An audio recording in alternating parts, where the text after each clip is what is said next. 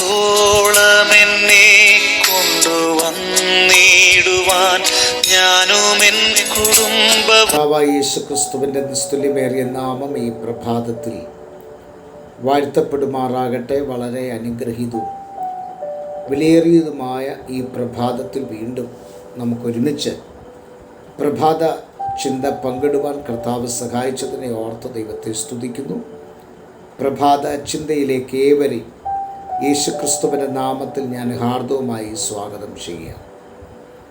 ഇന്നത്തെ പ്രഭാത ചിന്തയിൽ നമ്മൾ കഴിഞ്ഞ പകലിൽ പഠിച്ചു നിർത്തിയതിൻ്റെ ബാക്കി ഭാഗം, അതായത് ലോകസ്നേഹം എന്ന പദത്തിൻ്റെ വിശദീകരണത്തിലേക്ക് പ്രവേശിക്കുകയാണ്.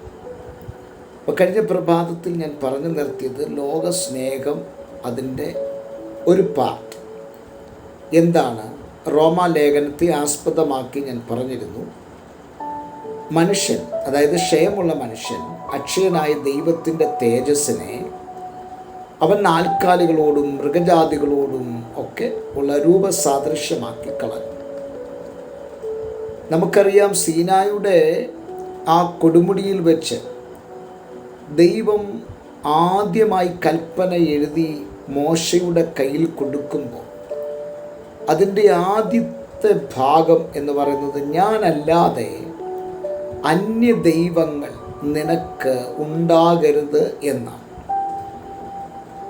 അപ്പോൾ അന്യ ദൈവങ്ങളെ ആരാധിക്കാൻ ജനം പ്രേരിപ്പിക്കപ്പെടും എന്ന് ദൈവത്തിന് മുൻകൂട്ടി അറിയാം. അതുകൊണ്ട് തന്നെ ഇസ്രായേൽ ജനതയ്ക്ക് തക്കതായ ഒരു താക്കീതെന്ന പോലെയാണ് ആ കൽപ്പന കിടക്കുന്നത്. നമുക്കറിയാം, ദൈവം പലയിടത്തും പറഞ്ഞിട്ടുള്ള ഒരു സ്റ്റേറ്റ്മെൻ്റാണ്, ഞാൻ ഏകൻ, I am that I am, ഞാൻ ഏകൻ എന്ന് പറഞ്ഞിട്ടുണ്ട്. ഞാൻ ഏകൻ എന്ന് പറഞ്ഞ പദത്തിൻ്റെ അർത്ഥം, ദൈവം ഏകൻ എന്ന് പറയാനുള്ള കാരണം, ആ ദൈവമല്ലാതെ വേറെ ഒരു ദൈവം ഉലകത്തിൽ ഇല്ലവേ ഇല്ല, അല്ലെങ്കിൽ അങ്ങനെ ഉണ്ടാകാൻ പാടില്ല. അതാണ് അതിൻ്റെ റിയൽ മീനിങ് എന്ന് പറയുന്നത്. ഈ പ്രഭാതത്തിൽ ഈ ലോകത്തോടുള്ള സ്നേഹം എന്ന് പറയുമ്പോൾ, കഴിഞ്ഞ പ്രഭാതത്തിൽ ചിന്തിച്ച് നടത്തിയതിൻ്റെ തുടർമാനമായി കേൾക്കുമ്പോൾ നമുക്കത് ഒന്നും കൂടെ മനസ്സിലാവും. ഒന്ന്, ദൈവത്തിന് കൊടുക്കേണ്ട സ്ഥാനം, ദൈവത്തിന് കൊടുക്കേണ്ട പദവി, ദൈവത്തിന് കൊടുക്കേണ്ട ആരാധന, ദൈവത്തിന് കൊടുക്കേണ്ട സ്തുതി, ഇതെല്ലാം നമ്മിൽ നിന്ന് മാറിപ്പോകുമ്പോഴാണ് ലോകസ്നേഹം എന്ന് പറയുന്നത്. യോഹന്നാൻ അപ്പോസ്തലൻ രേഖപ്പെടുത്തിയത്, ലോകത്തെയും ലോകത്തിലുള്ളതിനെയും സ്നേഹിക്കരുത്. Do not love cosmos and cosmetics എന്നാണ്. എന്താണ് ലോകം? വാട്ട് ഈസ് വേൾഡ് എന്ന് നമ്മൾ ചിന്തിച്ചാൽ, ലോകം എന്ന് പറയുന്നത് പാപികളുടെ ഒരു വ്യവസ്ഥ സ്ഥാപിതമായ ഒന്നാണ്. പാപികളുടെ വ്യവസ്ഥയാണ് ലോകം എന്ന് പറയുന്നത്. അവിടെ ദൈവവിരുദ്ധമായ ചിന്താഗതികളും അഹങ്കാരങ്ങളും സ്വാർത്ഥതകളും കൊണ്ട് നിറയപ്പെട്ട, മൂടപ്പെട്ട ഒരു ലോകത്തിലാണ് ജീവിക്കുന്നത്. അപ്പോൾ ഇവിടെ പാപികളുടെ വ്യവസ്ഥയിലേക്കോ അല്ലെങ്കിൽ ദൈവവിരുദ്ധമായ ചിന്താഗതിയിലേക്കോ അഹങ്കാരത്തിലേക്ക് സ്വാർത്ഥതയിലേക്കോ ഒരു ദൈവ പൈതൽ നീങ്ങരുത് എന്നുള്ളതാണ് ലോകത്തെ സ്നേഹിക്കരുത് എന്ന് പറയുന്നതിൻ്റെ അർത്ഥം. നമ്മൾ ഈ ലോകത്തിലാണല്ലോ ജീവിക്കുന്നത്. നമുക്ക് ഈ ലോകത്തിൽ 70, 80 അല്ലെങ്കിൽ 90, 100 വയസ്സ് വരെയൊക്കെ ജീവിക്കാൻ ദൈവം തന്ന ഒരു താൽക്കാലിക പാർപ്പിടമാണ് ഈ ലോകം. ഈ ലോകത്തെ സ്നേഹിക്കരുത് എന്ന് പറയുന്നതിൻ്റെ അർത്ഥം ഇതാ. ഏത്? 1-ാം സങ്കീർത്തനം 1-ാമത്തെ വാക്യത്തിൽ നമുക്കറിയാം, ദുഷ്ടന്മാരുടെ ആലോചന പ്രകാരം നടക്കാതെയും പാപികളുടെ വഴികളിൽ നിൽക്കാതെയും പരിഹാസികളുടെ ഇരിപ്പിടത്തിൽ ഇരിക്കാതെയും. അപ്പോൾ ലോകം ഒന്ന് ആരെ കൊണ്ടൊക്കെ നിറയപ്പെട്ടതാണ്?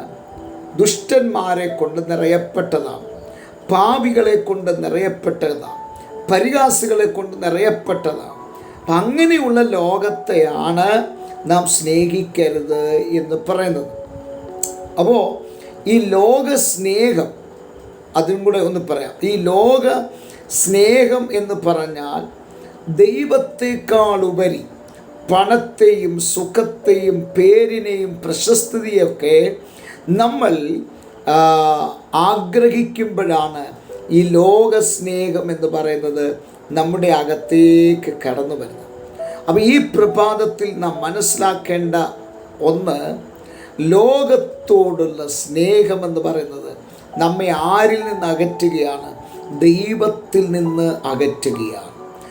So the world is separating us from the love of Christ.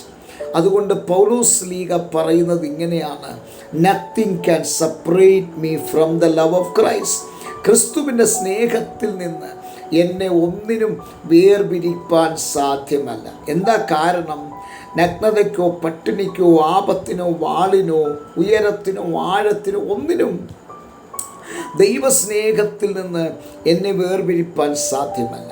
The reason, കർത്താവ് നമുക്ക് വേണ്ടി സഹിച്ച വേദനകൾ, പങ്കപ്പാടുകൾ അത്രയ്ക്കും വേദനാജനകമാണ്. കാൽവറി ക്രൂശിൽ യേശു ക്രിസ്തു സഹിച്ച ആ പങ്കപ്പാടുകളെ ഒന്ന് ഓർത്താൽ ഈ പ്രഭാതത്തിൽ നമ്മുടെ കണ്ണ് നിറയാതെ നമുക്ക് ഈ സന്ദേശം അവസാനിപ്പിക്കുവാൻ സാധ്യമല്ല.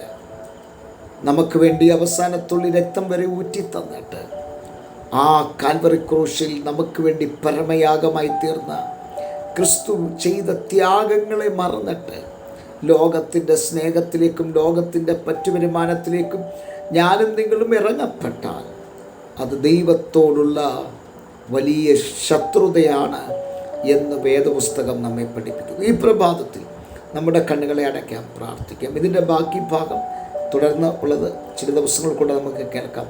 ദൈവം എല്ലാവരെയും അനുഗ്രഹിക്കുമാറാകട്ടെ. നല്ല ദൈവമേ, സ്വർഗസ്ഥ പിതാവേ, ജനത്തെ അനുഗ്രഹിച്ച് പ്രാർത്ഥന വലിയ അനുഗ്രഹമാക്കി തീർക്കണം. യേശു ക്രിസ്തുവിൻ നാമത്തിൽ തന്നെ ആമേൻ. എല്ലാവർക്കും നല്ലൊരു പ്രഭാതം നേരുന്നു. ക്രിസ്തുവിൽ നിങ്ങളുടെ പ്രിയ സഹോദരൻ പാസ്റ്റർ ജോസാഫ്.